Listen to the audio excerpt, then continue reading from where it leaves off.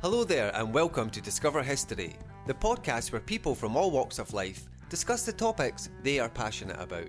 In today's episode, we will be exploring the foreign policy of the Third Reich from 1933 until the outbreak of war in 1939.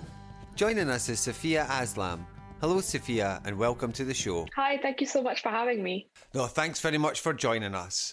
Well, why don't we just start in 1933 with the withdrawal from the League of Nations by Germany and the Disarmament Conference in October of the same year. So why did they actually withdraw from the League of Nations in the first place? I think the general reason for their withdrawal would be probably the fact that the Western powers refused to accept Germany's demands for military parity. So basically, after the Treaty of Versailles, Germany had limited military power and naval power. And during these discussions in 1932, in the Disarmament Conference, obviously all the powers were sort of having a discussion about whether they should limit weapons.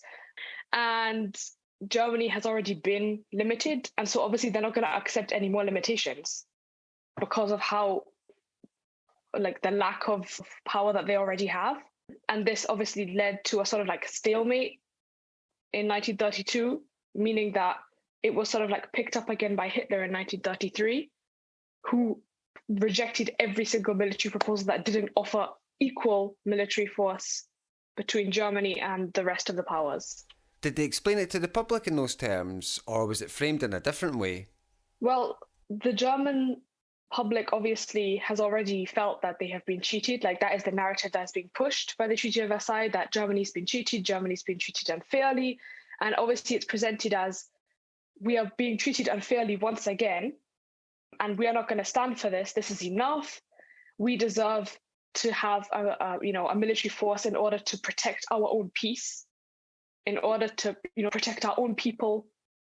So it was very much presented as a defense of Germany's sort of dignity and rights, which had been stepped on, so I guess trampled on because of the Treaty of Versailles, and meaning that the German population has already been feeling outraged, has been feeling disrespected. And so this fresh sort of resistance from Hitler was welcomed. What was the international reaction to Germany leaving the League of Nations? At the time, although France particularly was fearing a revival of German power and argued that, security must be the most important thing, which is why Germany was disarmed in the first place. Obviously, this is very concerning for them, but no foreign country did anything. Did this have an impact on the Nazi leadership, that they could make this kind of move without the other powers intervening?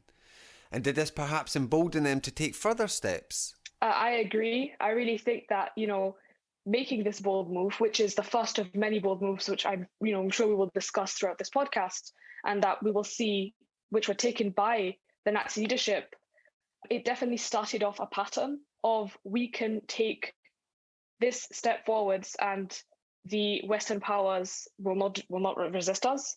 And obviously this was the first bold step, the defiance of the Treaty of Versailles, this, be-all that had ended First World War, and this disagreeing at the Disarmament Conference and then withdrawing from the League of Nations, which joining the League of Nations was part of the Treaty of Versailles, so that is their first violation of the terms, just showed them that, it was sort of little by little, they would push the bar further and further and further. And the more they encountered no resistance, the more confidence it gave them. Did this influence their decision to remilitarize the Rhineland in March 1936? Yes, that was one of the sort of big, bold moves which I was referring to when I stated that this sort of encouraged the Nazi leaders to take bigger and bolder steps, especially I think because, correct me if I'm wrong, but I think it was Goebbels who was the one that was at the conference. And obviously he's one of the higher ups, sort of Hitler's right-hand man for, propaganda, sort of anything to do with spreading messages, spreading propaganda. And the fact that he was one of them who was there kind of gave the higher up leaders this sense of confidence and this sense of, they maybe aren't as strong as they're trying to make us feel. And I definitely think that obviously remilitarizing the Rhineland, although Hitler was, and he states it himself, hesitant because he was not ready to take on France as a military power at that point, he banked on that Britain wasn't going to do anything, and France, who had just made a pact with Russia, also weren't going to take action. It was sort of just like a show of strength. He was not actually. He didn't want war. He knew that at that point they were not ready to militarize. It was simply a show of strength, sort of like showing Germany's determination, and also that they are clearly violating the Treaty of Versailles. And I really think that the fact that when they pulled out of the League of Nations and at the Disarmament Conference, that they weren't stopped, that there was no resistance shown to them, I think encouraged Hitler to make this such a bold move. Although he did have plans in case there was a reaction, he did to authorize this move. He must have thought to a certain degree that, they aren't going to do anything. Do you think sentiments from various British MPs who argued that if Britain had lost part of its territory, it would have the right to reunify, as it's already part of the country? And therefore, what right did they have to tell the Germans that they can't reoccupy the Rhineland?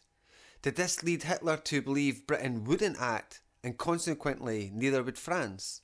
I think definitely an argument which was often used by Germany, during the build-up to the Second World War, was the right of people to, declare themselves as whatever they want to be, which is Wilson's 14 points, I believe. And obviously, the Rhineland, as you mentioned, being a previous territory of Germany with a population of many ethnic Germans, with a population which declared itself to be German as far as foreign countries were concerned, meant that they could not put up resistance to this move because this territory was technically German. How did this play with the domestic audience? Hitler has now rolled back a huge piece of the Versailles Treaty, which many Germans have come to view as a betrayal. Now that the western part of the country is unified, did this increase their domestic popularity and their appetite for even bigger moves? Yeah, I definitely think that obviously, Hitler made many promises leading up to his election, and many of them relied on uniting Germany, bringing back the German glory, uniting the people. And now in this short span of time, Hitler has shown to the Germans, as far as they can see, he's resisted the Western powers by, pulling out the League of Nations due to unfair terms put on them from the Treaty of Versailles. And he's refused to further disarm Germany. He's actually done the opposite. He's now remilitarizing the Rhineland. He's trying to unify, ethnic Germans. So up until this point, he is proving to the German population that what he is saying is what he is doing.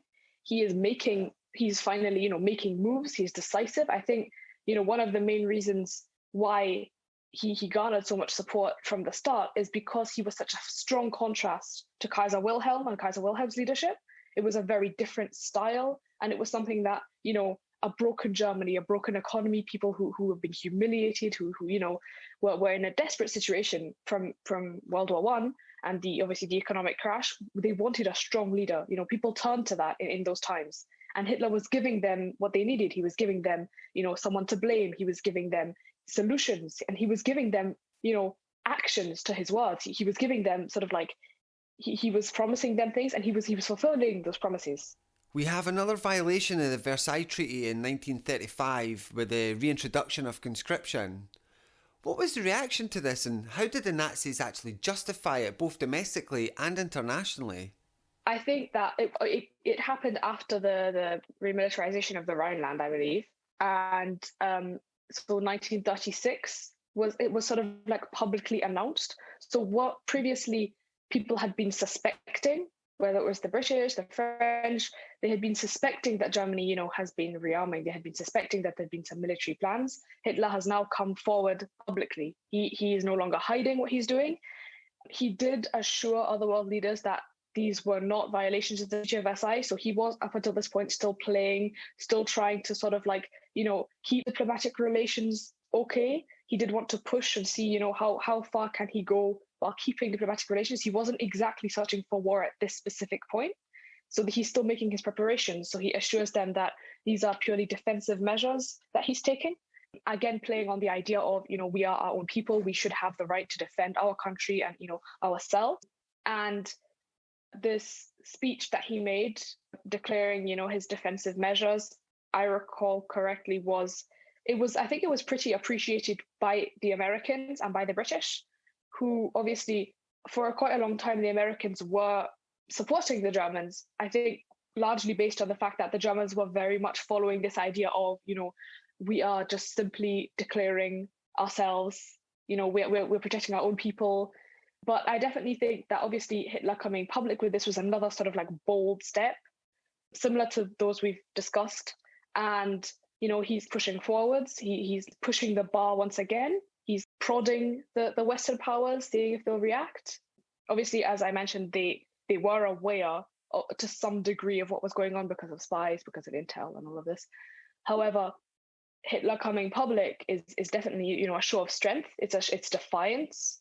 And I definitely think that the lack of resistance in previous moves enabled Hitler and gave him the confidence, gave him this boost to do this and expect that the Western powers were not going to react.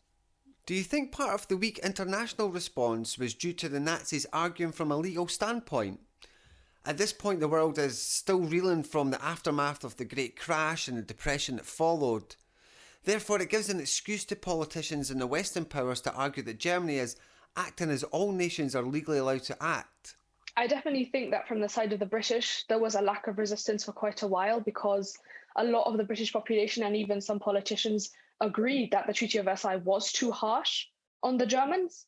The people who were, the population, I would say the nation who was the least sympathetic were definitely the French, which is understandable because they were on the border.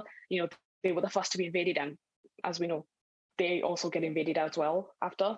The British, thanks to their sort of geographical distance, could sort of have more sympathies towards the Germans because their histories are slightly different. And for quite a long time, they did sympathize with Germany. And there was definitely a lack of a will to sort of intervene because a lot of them felt that, yes, it was unfair on the Germans and they should be allowed, or, we're all going through this crisis, as you mentioned, the economic crisis, every country was also dealing with the offset of war. They were trying to avoid another conflict.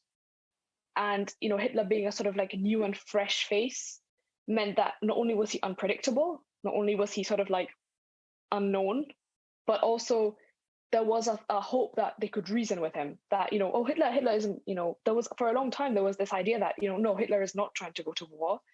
Regardless of what we're seeing, he's remilitarizing, he's pushing this image. He is doing it for peace. I know, especially in America, there was this strong idea that, no, Hitler, I've met him. He is going towards, he wants a peaceful Europe, despite what may be sort of coming forwards. This is just an after effect of World War I. It's a German reaction. It's normal. There's nothing to be concerned about. But I definitely think we can't ignore the self-preservation sort of that the nations were also feeling at that time. So obviously, yes, at the time they had more military strength than Germany, but we can't ignore that those countries were also badly damaged from war. The population's traumatized, that there was, millions of men dead, millions of people starving, all of these problems in so many of the nations in Europe and so many of the nations who'd been involved in World War I, not necessarily just in Europe. And this obviously caused a certain, a lack of there was no motivation. They did not want another conflict, so they would find any excuse, some being very, very valid, but any excuse to not go down that path again. I think we see a similar mindset with the Anglo-German agreement of June 1935, which gives the impression that the British are securing their interests in terms of naval dominance, perhaps even to the detriment of their French allies. So I agree with what you said. Obviously, the Anglo-German Naval Agreement was an agreement which fixed a ratio, meaning that the tonnage of the Kriegsmarine, which is the German Marine, was, I believe, 35% of the total tonnage of the Royal Navy. And this was in direct violation of the Treaty of Versailles. because it's above the limit, the agreed limitation, which I believe was 36 naval units in total, which Germany was allowed to have. And now this is completely violating this treaty. And the fact that Britain is the one sort of leading this on, as you mentioned, directly shows that they're sort of they're trying to keep their own interests first. They're thinking of themselves. Obviously, Britain being the naval power in the area and sort of like wanting to control Germany's sort of rapid expansionism in the seas, because that was where they could target Britain the most. And other countries, particularly France, saw this as obviously Britain is violating the treaty, and sort of like it made quite some tensions between their alliance, because Britain is thinking of itself first. Whereas for France, the Treaty of Versailles was very much a like French protection treaty. It ensured France's protection, France being a country which was accessible by land by Germany, whereas Britain only had the seas.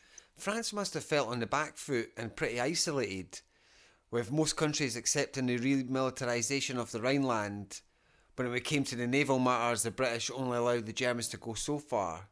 This must have put a strain on the relationship between Britain and France. Do you think this led France to seek out a stronger relationship with Russia? I definitely think that despite France and Russia having some past alliances and similarities in general, and that alliance being there throughout history, I really think that the fact that Britain showed its hand where, when it comes down to it, it protects itself first rather than Europe, especially during the discussions of sort of like, is Britain part of Europe, and I think this had long-term impact on, does Britain get included in Europe, do we include them in European affairs? Because in this specific aspect, the Treaty of Versailles was what was agreed by the powers in general. It was signed, everyone agreed to it, and it guaranteed France's protection. And when it comes down to it, Britain only intervenes when its own protection is threatened, showing that, it's happy to go along with whatever France is saying, but it's also not going to resist Germany unless its own borders are threatened. So what did Germany actually get out of this agreement? So not only did Germany strengthen its relationship with Britain, which was very important to Hitler, who was actually hoping for a very long time for an Anglo-German alliance, but it also, as we discussed, made France feel threatened and pushed it to ally with Russia.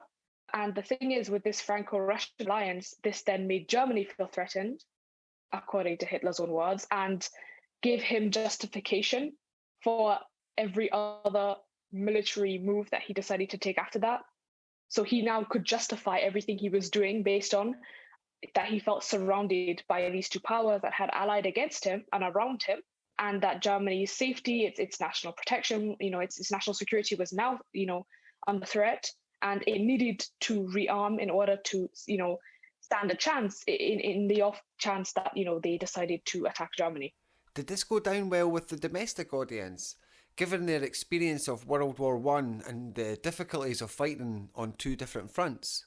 I definitely think that this helped justify, their actions to the domestic audience, although at this point, I don't think that they would have needed that much justification.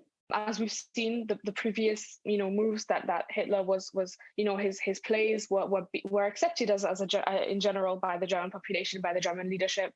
But I definitely think that the new alliance of France and Russia would alarm the German population, and tailored and presented by Reich Minister Goebbels or by the Nazi propaganda in general, pushed by the authorities as being this dangerous, this threatening alliance, this possible repeat of World War I, would probably push the support for what Hitler was doing. And I think although he may not have needed more justification for what he was doing at that certain time, I definitely think that this growing support for Hitler because of this alliance would help him justify future moves, which could have been a little bit more controversial. Another reaction to the Franco-Russian alliance was the Rome-Berlin Axis coalition that happened in October 1936. Do you think this was an attempt by the Nazis to secure Central Europe and counter the new Franco-Russian alliance? I definitely think that was one of the justifications given. But I also believe that it could have been a true intention as well, not just something that was presented to the German population. I really do think that, at that point, Hitler was banking on an alliance with Britain, but it was not sure. It was nothing, there was nothing confirmed. Britain had, been an enemy previously. So he definitely needed a solid ally within Europe. And Italy, being another nation which was in violation of the Treaty of Versailles, which was colonizing or taking military action, and which was also a fascist country, and whose leader Hitler greatly admired and was a source of influence for Hitler himself, encouraged him to seek out this alliance with Italy. And obviously, Italy was grateful for this alliance with Germany because it could help them have backup and justify the moves that they wish to take to sort of recreate their Roman Empire. The diplomatic fallout from this agreement must have been quite serious. The Italians now have what they probably interpret as a green light to forge a new Roman Empire, as you said. However, for France and Britain, it must have been seriously threatening for their interests. The Mediterranean is the second theatre for the British Navy and the gateway to their Eastern Empire. How did France and Britain react to this? Obviously, this further gave them the feeling of being threatened, particularly, as you mentioned, Britain, who now was feeling more and more threatened. They had quite a lot of power when it came to the Mediterranean Sea and quite a lot of territories around there as well. And obviously, because Italy was also cheated out of the Treaty of Versailles, they got less territory than they were expecting, than they anticipated. This meant that they were now dealing with sort of two nations who clearly had leaders who were more interested in, national interests than European interests as a whole, despite them signing the Treaty of Versailles. So not only were they dealing with Germany, they now had the added threat of Italy, which had a leadership which was, although Mussolini was appreciated by the European leaders, I believe, to a certain extent, or to a certain point until it got too far, I definitely think that, France had more of security because of their alliance with Russia, but for Britain, this made them sort of seek out maybe to strengthen their relationship with France. And the Italians had built a new navy that was stronger than the British Mediterranean fleet. Do you think these factors helped to bring Britain and France back together after they had drifted apart due to the different foreign relations they each had with Germany? I definitely think that, Italy growing their naval fleet and bringing it into the Mediterranean where it was now in a territory which was shared by the British, but also with a fleet that was stronger than the British Mediterranean force, meant that, at this point, Britain, who had no such alliance as France and Russia had created, meant that they needed to now sort of seek out an alliance or strengthen their relationship with France, as you mentioned. And I definitely think that this meant that Britain was now feeling more and more threatened because they obviously had done the naval alliance with Germany, which showed that to a certain degree they had noticed this expansionism and they were concerned about this. But Italy now coming into this too, and again from the naval side of things, which was how Britain got involved, from the start, that was their point of where they were sort of no, this is too much, would threaten them again. Why don't we move outside of the European sphere and look at Germany's wider foreign policy? Germany and Italy signed the Tripartite Pact with Japan in 1937. What was the main intentions of this agreement? So this pact sort of, united the fascist nations of Italy, Germany, and Japan officially. And obviously it was sort of used as not only a deterrent to, the other nations, not only within Europe, but also the USA, who had not entered into the war at this time, but was always sort of a looming threat, especially because Japan's, expansionist ideas included some of the United States' territories and some of their islands. So this was sort of a way to keep the USA at bay, and also a sort of a pact that provided mutual assistance to each of the signatories. They now felt that they had more backup, regardless of exactly which area they were in. Do you think it offered Germany some protection against Russia by having a strong ally on Russia's eastern border? Yeah, I think that especially, with the Japanese-Chinese hostilities, and obviously that I believe Japan beat Russia in a conflict, meant that Japan was now taken as sort of a more serious military force to be reckoned with. Japan, who had been closed off, to the world for so many years, and was now sort of like a new player on the scene almost. And I think that Germany was sort of like securing its borders all around, so it had Japan sort of on very much the eastern front, and then the eastern side with Russia, with China, and some of the territorial islands that were nearby, and then obviously Italy and Germany in Europe to sort of like be a secure force against the European powers. It must have presented a danger to the European colonial possessions within Asia, especially for the British in regard to India, which was considered by them as the jewel in the crown. Yes, I agree. I definitely think that this would contribute to sort of Britain's the feeling of being threatened by Germany and its allies, because Germany was now building up its allies. It was becoming a much stronger military force to be reckoned with, not only itself but also its allies. Italy, who had been weak, was becoming stronger. Germany was now remilitarized and sort of like showing bold moves of strength, with Japan, who, as I mentioned before, was sort of like an unpredictable new player on the scene, but had demonstrated that it did have military power. And I know that Japan's victory against Russia was a scare to the Europeans. It was a shock, and it frightened them, because Russia, that was part of the big three, the ones who'd signed the Treaty of Versailles. It was one of the strongest powers in Europe. It was a force to be reckoned with, and it had now been beaten by the sort of like tiny nation of Japan. And this was a big shock, and it definitely scared a lot of the European nations. And the fact that it was, an ally to Germany just sort of like heightened this new feeling of pressure, of these tensions that were happening within Europe. Japan, like Italy, had built a new navy that was stronger than the British Pacific Fleet. It must have been some headache for British naval planners contemplating a war in 3 theatres, which it turned out they weren't really prepared for. Yeah, I mean, Britain was, until this point, still very much acting on its own. And it was now faced with, 3 growing military powers in 3 different locations. And as you mentioned, hitting the Navy, and naval conflict. Britain was always sort of like the ruler of the seas, had been so for a very, very long time.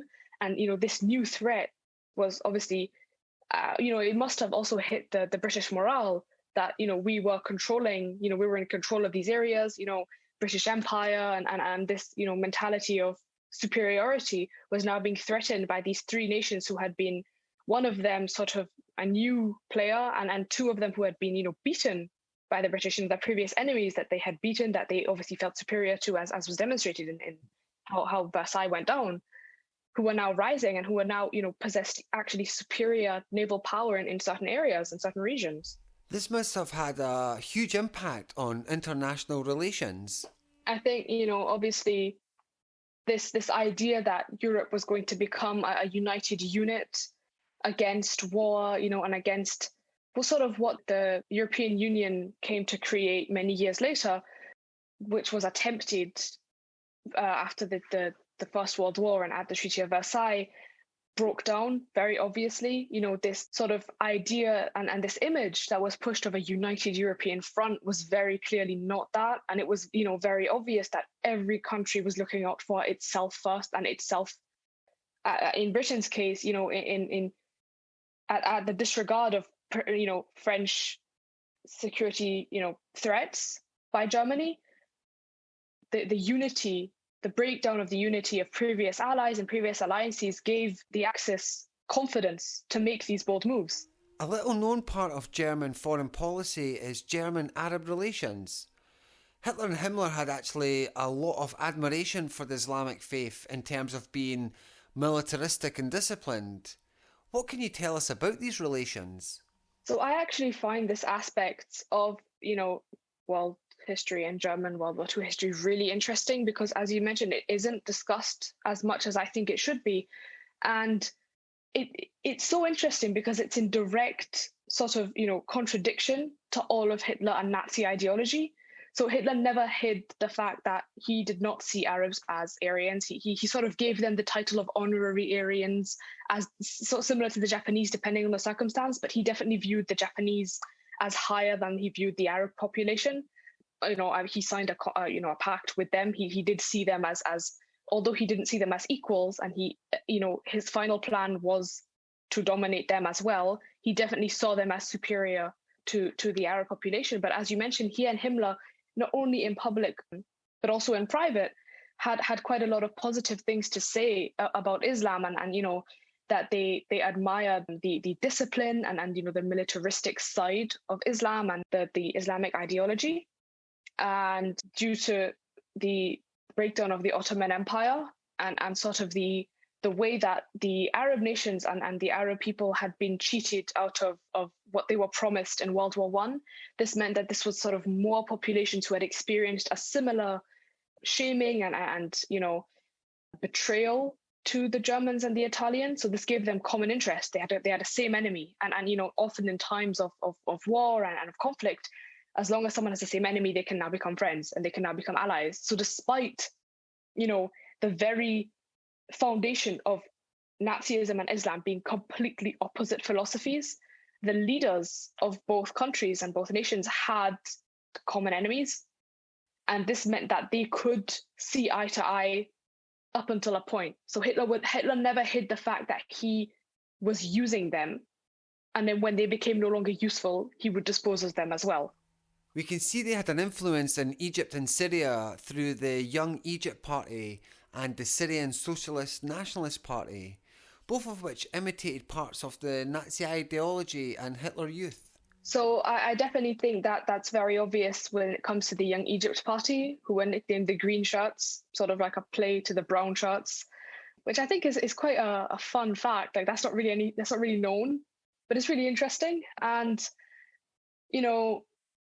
despite them being based on different ideologies, there were similarities in that, it was to encourage, so the Young Egypt Party was formed to encourage a union of Egypt and Sudan. So it's again a story of uniting a similar people, which is sort of like Germany's ideology as well. So it gives them, although as I mentioned before, they had different agendas and they were operating on completely different geographical, territories and they had different end goals.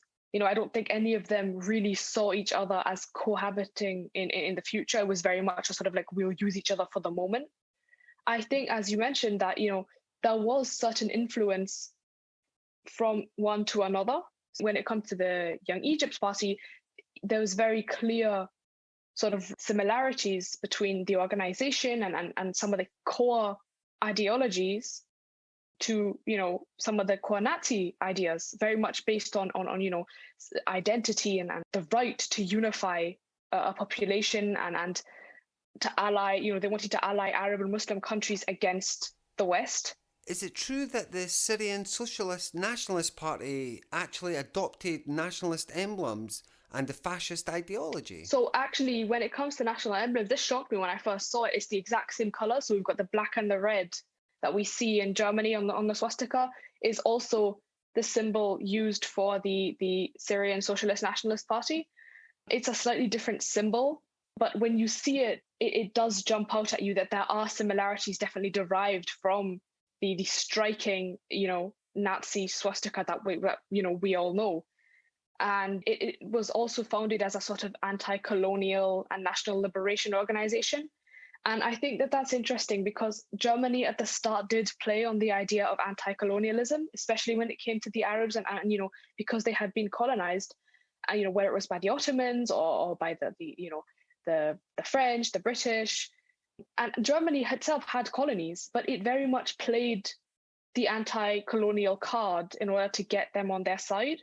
And so this, the Syrian Socialist Nationalist Party, whose agenda was anti-colonial, national liberation, hostile to French colonialism in particular, meant that, as I mentioned before, despite them fundamentally being very different, they also had quite a few core values which they shared. And in this case, if Germany is, fighting the French and pushing this idea that, the Arab nations should be free, they should not be colonized, which was kind of what the British and the French did to the Arabs in World War One against the Ottomans. They used that idea that the Arab nations should be free. So this is a sort of like a long running theme. Do you think they promoted it more as a nationalist movement as opposed to a religious one? Yeah, I definitely think that that was a lot of the parties that we've seen, very much their identity stems on so the Syrian Socialist Nationalist Party is very much anti-colonial and national liberation more than sort of like pan-Islamic or uniting nations under the word of Islam. And similar to the Green Shirts, it was very much an idea of national pride, of uniting Egypt and Sudan. And although yes, they would be Muslim countries, it was not presented as being Muslims are uniting. And I think that also helped to ally them with Germany, because obviously Hitler was anti-religious, although he did state that he respected sort of like the Islamic military policies and their sort of strictness compared to Christianity. So he did openly say that he respected the Prophet Muhammad's, for example, military accomplishments.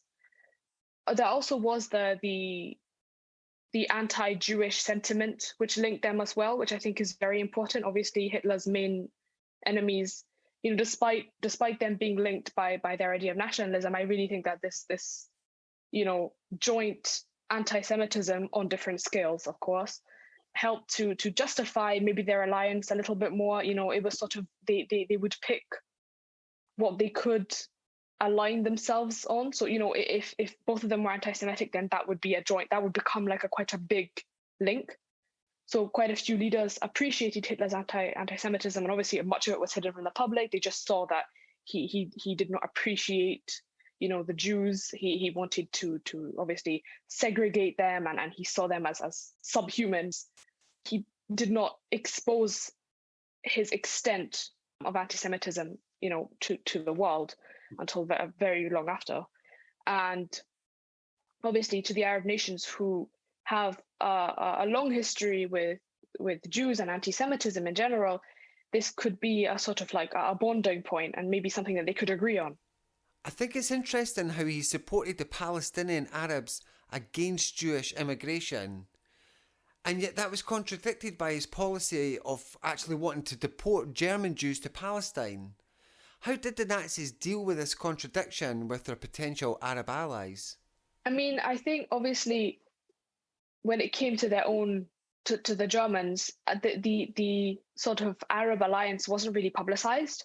So I don't think there was much resistance within Germany itself. I don't think they were very much aware of what was going on, nor were they particularly interested. There was still very much that idea that Europe was superior, and they didn't really have to care about what was going on in the Arab world, which is why it became sort of like a playing field for a long time, and could be argued up until now for certain large powers. And I definitely think that this helped Germany to justify. And I don't think I don't think there were many people questioning that, why Germany was going against maybe something that it was arguing. As I mentioned before, I don't think there was that much interest in what they were doing. There was so much going on already in Europe that the Europeans were not going to focus on whether Germany was sort of like, moving Jews to some, Arab territory. And I definitely think that obviously general European anti-Semitism meant that there was also less interest placed in what Germany's policies were regarding the Jews, and for a very long time it was sometimes actually justified and appreciated. As horrible as that sounds, a lot of his policies were approved of. A lot of foreign leaders approved of what Hitler was doing. They thought that was right. They voiced their appreciation. Some of them even thought about integrating some of his policies into their own countries. And so I definitely think that, although there was definitely a contradiction between him, stating that he supported the Palestinians' right and he supported the Palestinian people, and then, wanting to deport a Jewish population there, I just don't think that it was cared enough, that the European powers cared enough, whether it was because they didn't see the importance or the interest, or whether it was because they were too occupied with, domestic tensions. I suppose from a German perspective, even if nothing comes of it, at the very least, it distracts their rivals and forces them to commit more financial and military resources into this specific area. Yeah, I definitely think that, the British in particular had were sort of isolated up until this point, and although they had previous alliances with certain with France or with other nations, they did not have as strong an alliance as, for example, France and Russia, or Germany, Japan, and Italy. There was no comparison. Britain was sort of working alongside the United States, but the United States was so far apart from European affairs and wanted to keep it that way for a long time that there wasn't too much involvement from their side either, and they supported Germany for a long time. And they were also very anti-Semitic for a while as well, and they were in support. Many politicians were in favor of Germany's anti-Semitic policies for quite a long time. And I definitely think that, at that point, the least of their worries is, what is going on in Palestine with the Jews, who, are people that, Europe as a whole was pretty anti-Semitic at the time. The Jewish population isn't going to be their main concern. It's also in, Palestine wasn't exactly an area which was of importance to the European powers at the time, or to Britain, seeing as obviously their naval power was already being threatened on 3 different spheres, and the general domestic security of Europe as a whole was being threatened. So I think Germany could I think a lot of countries, not just Germany, could get away with doing whatever they wanted for quite a while in sort of like the Mediterranean and Arab world. We also have the Iraq-German connection. Now, they weren't officially allied, but the Germans give limited air support after the coup of 1941. What can you tell us about this relationship? Iraq was sort of not an official ally, as you mentioned, but on the side of the Axis powers, and sort of like an unofficial ally of Germany throughout the war. And obviously at this coup, the Germans supported the Iraqis with air power, but the British in the Anglo-Iraqi war ended up winning. They reinstated the power of the region of Iraq, taking down the previous leader, whose name was Ali, I believe. And obviously this meant that now Germany's alliance with Iraq, or unofficial alliance, was terminated. But I think it's just another nation who, with the leaders sort of had common enemies. In this case, it was the Brits. In general, the European sort of like powers, whereas France, Britain, Russia. And obviously this sort of idea of common enemies gave them common ground. And this is demonstrated in this Anglo-Iraqi war and this slight German intervention, despite them not being official allies.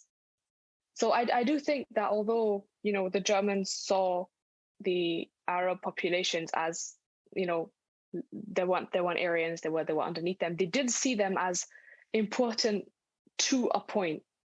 The fact that they were willing to intervene meant that there was a will to have them on their side. There was a will to keep these nations with them. So there was definitely, they did see the importance of this international play, of the sort of bigger picture. Thinking hypothetically for a moment, it gives us an insight into the potential German action in the Middle East if there was no European conflict, or had it turned out in their favour. If we consider the Spanish Civil War, where Germany provided air support to their ally Franco, would Germany have extended this policy to areas that rebelled against the British or even French colonial rule? Yeah, I think it's reasonable to say that. And obviously the overturning of Ali's government and the British control obviously changed the tide in what Iraq's position or what their influence was in the war. If Germany had managed to send maybe more air support, or had managed to keep Iraq kind of on their side, it could have played out differently, in post-World War II politics. I definitely agree. You mentioned in your notes that you have a family connection to World War II. Can you tell us about that? Yeah, so one of my great uncle, he was a soldier in World War II. And at the end of the war, he was one of the first British soldiers to go into Berlin. Yeah, he, took quite a few possessions, which all the soldiers did, from the Reichstag and from Hitler's secretary's desk, which is really interesting. So he took an address book from Hitler's secretary, and it has, the addresses and the names of all of Hitler's sort of like most important Nazi followers and allies. And yeah, he took paintings, medals, and all of this. And obviously this history within my family contributed to my interest in the history of World War II. And the book it went up for auction. You could actually, if you wanted to learn more about it, there are quite a few details. There's people who've researched it and who've given us more detail on who these people are and how important it was. And obviously this finding out that there's like a Hitler secretary's sort of like address book in your great uncle's loft is quite a shock. I can imagine how that would spark your interest in the subject, to actually have an object that was used by the regime. Yeah, exactly. Along with some documents, signed by Hitler, a happy birthday message to Goebbels, I believe, or to another of the leaders, signed by Hitler. It makes it feel real, because I feel like quite a lot of my generation, especially, or the younger generation, who maybe didn't meet anyone who lived through the Second World War, kind of feel disconnected to it. So I learn about it in history class, but feeling touching objects that were part of that came from the Reichstag, or that were part of history, that were part of that time, make it feel so much more real. I can definitely relate to that. I went into care work in the early 2000s, and for the first 5 to 10 years I cared for those who had either lived through the war on the domestic front or had fought in the forces. And I was keen to know their stories, and they were kind enough to share them with me. And it gave me a real personal connection to that period and made me want to know more, especially on a personal level. I definitely, I think that it makes it go from sort of, and obviously because my family was involved, and I never met my great uncle, but I met my uncle, who is his son, and who has told me stories that he has heard. And obviously because it comes through my family, it obviously means more. But even just it's being able to touch an iron cross or just anything from that time, it really does make it go from something that you just learn in a history book and almost stories. We see it in films now. It's there's shows about it, films about it, and it becomes almost this you cannot really imagine it anymore. The world is so different to what it was back then, that being able to sort of like interact with these objects kind of makes it feel real again. I agree. I think sometimes it can feel disconnected from a tangible reality that's easy to grasp. Yeah, I agree. But I think that, it's important for us to, although this is an event which is discussed, quite often, and I know some people are sick of talking about it, and they think that, we should focus on other aspects of history, which I don't disagree with. I do think that, in this day and age, especially, focusing on maybe not necessarily, the battles, which people say that they're tired of hearing about, but maybe, about the political tensions leading up to the Second World War, or, political interactions. I think it's really important to analyze those and focus on those, because we're seeing some patterns repeat themselves when it comes to diplomatic relations with the countries from back then and now. I think that's a valid point. As you were going through the chain of actions the Germans took, it was really apparent how the lack of unity in the West actually made the situation worse in the long term. If there was unity at an earlier stage, it would have played out quite differently. And as you said, we can learn a lot from that situation, especially with the difficult geopolitical relations we are currently experiencing. Obviously, compared to, let's say, maybe 10, 15 years ago, we are becoming less unified. And obviously it's not exactly at the level that it was, back in the 1930s, but I do think that we should be perhaps more concerned about the way diplomatic relations are today. Well, Safiya, thanks for coming on and discussing the foreign policy of the Third Reich and its consequences. Thank you so much for having me. And that's it for this week. If you would like to join the discussion, or have any questions, or would even like to be a guest on the show, you can email us at discoverhistorypodcast@gmail.com.